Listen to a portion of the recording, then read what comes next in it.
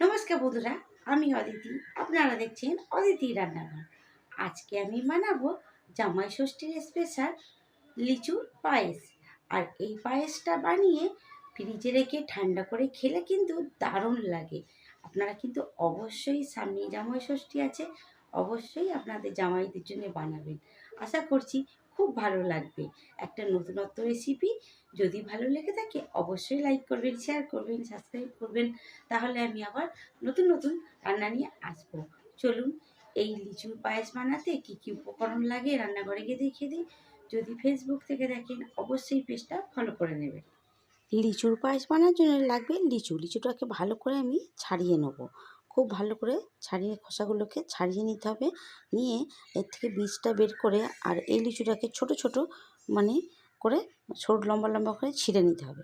আপনাদেরকে দেখিয়ে দিচ্ছি ঠিক কীভাবে বানাবেন। ঠিক এইভাবে লম্বা লম্বা করে এটাকে ছোট ছোট করে ছিঁড়ে নিতে হবে। ঠিক একইভাবে আমি বাদবাকি লিচুটাকেও ঠিক এইভাবে ছাড়িয়ে নেব। আচ্ছা, লিচুগুলো আমার সব ছাড়ানো হয়ে গেছে, আর এরকম করে সরু সরু করে ছিঁড়ে নিয়েছি। কড়ার মধ্যে দিয়ে দিচ্ছি 500 ml দুধটাকে ভালো করে জাল দিয়ে নেবো। দুধটা থেকে জাল দেওয়া হোক, তার মধ্যে একটা বাটি নিয়েছি, বাটির মধ্যে দিয়ে দিচ্ছি গোবিন্দভোগ চালের গুঁড়ো 3 চামচ, আর দিয়ে দিলাম জলটা দিয়ে ভালো করে এটাকে মিশিয়ে নিলাম।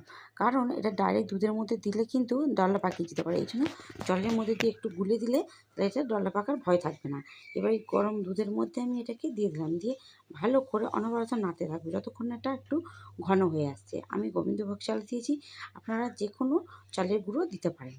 দিয়ে এটা দিকে ঘন হয়ে গেছে, এখানে চিনি দিলাম 50 গ্রাম মতো। চিনিটা দিয়ে ভালো করে মিশিয়ে নেবো, খুব ভালো করে মেশাবো। মিশিয়ে আবার একটু জাল দিয়ে ঘন করে নেব। দেখে বুঝতেই পারছেন, আবার বেশ 2-1 মিনিট পর দেখাচ্ছি কতটা ঘন হয়ে গেছে। এর মধ্যে আমি 2 চামচ মতন গুঁড়োর দুধ দিয়েছি। আমি গুঁড়োর দুধটা দিলাম, গুঁড়োর দুধ দিলে খেতে কিন্তু অনেকটা টেস্ট বেড়ে যাবে, এই জন্য আমি দিয়েছি। এবার আমি এটাকে ভালো করে মিশিয়ে নিলাম। প্রায় আমার পায়েসটা হয়ে এসেছে। এর মধ্যে এবার দিয়ে দিলাম কালারের জন্য একটু কেশর। আমি কেশর দিলাম, যদি আপনারা মনে করেন নাও দিতে পারেন, তাতেও কিন্তু ভালো হবে। এবার আমার এদিকে পায়েসটা প্রায় রেডি হয়ে এসেছে। এর মধ্যে দিয়ে দিলাম ওর থেকে কাজু আর কিশমিশ, দিয়ে আরও 2-1 মিনিট ভালো করে রান্না করে নেব। একদম কিন্তু ঘন এসেছে। একটু মিষ্টির জন্য আমি সামান্য 1 চিমটে নুন দিয়েছি, যদি আপনারা মনে করেন নাও দিতে পারেন। এবার দিয়ে দিলাম থেতো করা এলাচটা দিয়ে একটু ভালো করে মিশিয়ে নিচ্ছি। এবার গ্যাসটাকে পুরো লোতে করে দেবেন, ভুল করে হাই করে রাখবেন না। যে লিচুটাকে আমি ছাড়িয়ে রেখেছিলাম, সেই ছাড়ানো লিচুটাকে এবার আমি এর মধ্যে দিয়ে দেবো। দিয়ে 1-2 মিনিট ভালো করে মিশিয়ে নেব।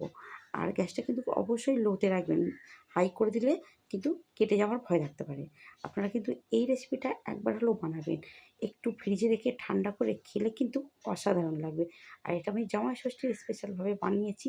আশা করছি আপনাদের সবার ভালো লাগবে। এবার আমি এর মধ্যে 1 চামচ মতন ঘি দিয়ে দিলাম। ঘিটা দিয়ে আবার একটু মিশিয়ে নিলাম।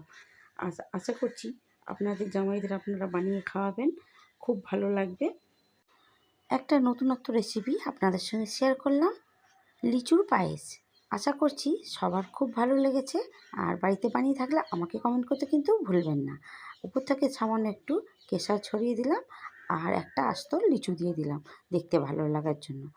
আর এই পায়েসটা একটু ফ্রিজে রেখে ঠান্ডা করে খেয়ে দেখবেন, পুরো অমৃত লাগবে। আশা করছি আপনাদের ভালো লেগেছে। আজকের মতন এখানেই রাখলাম। নমস্কার।